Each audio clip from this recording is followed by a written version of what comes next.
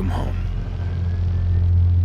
Alright, so I told you I was going to make a video on the Skyrim Special Edition survival mode that's a part of Creation Club. That is 800 credits. And let's read through this and see whether or not it at least seems like it's worth it. If it was priced at like $8, maybe, but also it's a pretty minuscule feature. So you can achieve this with, mods like Frostfall. So, Skyrim Special Edition's all-new survival mode coming soon. Awesome. Skyrim Creation Club's all-new survival mode is now available on Steam for beta testing. You can be one of the first to check it out by simply opting into the Steam beta.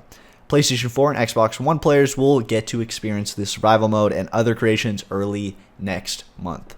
So, I think they're talking about October. So, the month that it is right now, because I'm making this video a little late.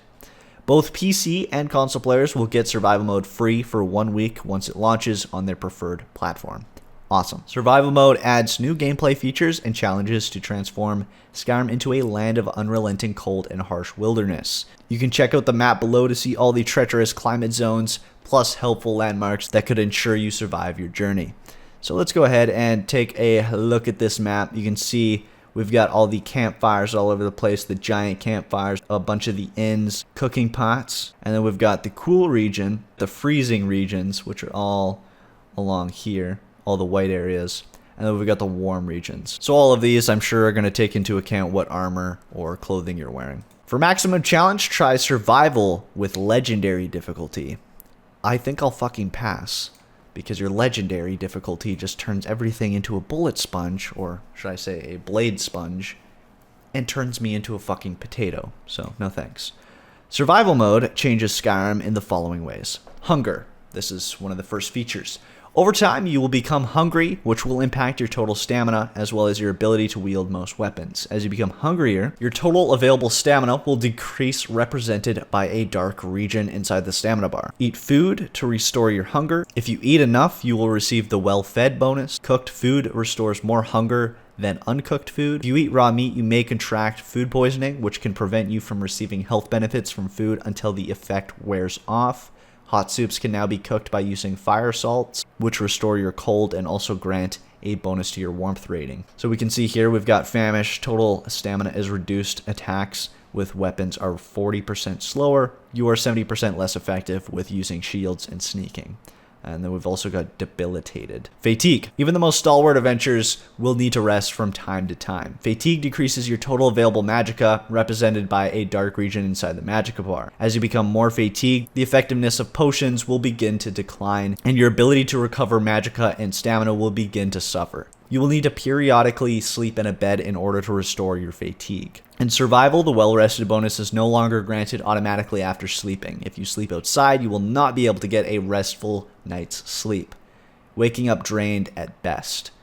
If you sleep in a bed indoors, you will receive the well-rested bonus. Cold. The frigid chill of Skyrim is now a formidable foe unto itself. Traveling in snowy or rainy areas will increase your cold. Cold decreases your total available health, represented as a dark region inside the health bar. As you become colder, your movement speed and ability to pick locks and pick pockets will begin to suffer. If you reach the highest level of cold, your health will be reduced to 0 and you will die from exposure to the elements. You can warm up by standing near a fire, eating hot soup, or moving to a warmer location. A sun or snowflake icon will appear near the compass to note whether you are currently getting warmer or colder. As you can see right here, it's a snowflake. Warmth. The higher your warmth rating, the more slowly you will feel the effects of the cold environments. Most clothing and armor provide warmth, displayed on the item's description. Some armor is exceptionally warm, while others are ill-suited to protect their wearer from harsh climates. You can also temporarily increase your warmth rating by eating hot soup or holding a torch. Freezing water. Taking a swim in an ice-cold river can make for a quick death. If you swim in a freezing area, you will immediately become colder and begin taking health damage. Exit the water as soon as possible in order to begin warming up and stop the loss of health. Using a Flame Cloak spell or the Dunmer Ancestor's Wrath ability can make you temporarily immune to the effects of the freezing water. Fast travel. Fast travel is disabled. If you wish to go somewhere, you must go on foot or by horseback. You can also take a carriage or boat to your destination, but note that you may arrive hungry, cold, and in need of rest after a long journey. Health regeneration. You no longer regenerate health. You must use restorative spells, food, and potions to replenish your health. Leveling up. To level up, you now must sleep in a bed. You may still spend your perk points later once they have been granted after sleeping. Carry weight. Your carry weight has been significantly reduced. Becoming over-encumbered also quickly drains your stamina and causes you to become fatigued much faster. Arrows and lockpicks now have weight. Disease. Creatures across the land now carry threatening new diseases, and previous diseases are now even more debilitating. Eating uncooked meat can now cause food poisoning. If you fail to cure a disease, it may progress into a more serious version over time. Afflictions. Time spent while unwell puts you at the risk of contracting an affliction, which causes effects that can linger long after you have improved your condition. Afflictions will naturally wear off or can be cured like other diseases. Some afflictions include weakened. You are less effective at using melee weapons and blocking damage with your shield. Addled. All enchantments and spells cast are less effective. And last is frostbitten. You are less effective at picking locks, picking pockets, and doing damage with a bow. Shrines. Shrines no longer cure diseases for free. You must now make a gold offering in order to receive the shrine's benefit. Shrines you craft in a house you have built can be used for free. Perks and standing stones. The extra pockets perk and the steed stone now grant 50 extra carry weight instead of the 100 extra carry weight. And the last feature listed here is vampires and werewolves. Both vampires and werewolves can restore their hunger by feeding on their victims. While transformed into a werewolf or a vampire lord, you will become colder much slower than normal.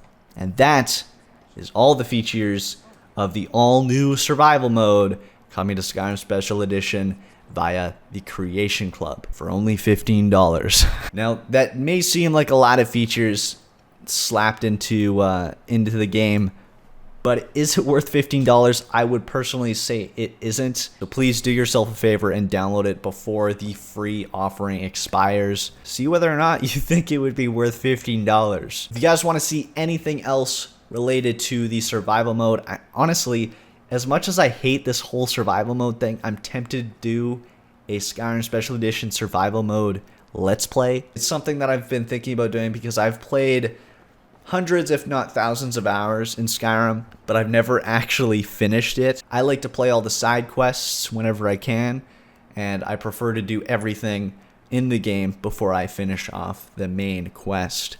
So that is what prevents me from beating Skyrim. And if you guys want me to do a survival mode Let's Play of it, well, that would be pretty interesting for us all. But anyways, until next time, this is Epoxy, signing off.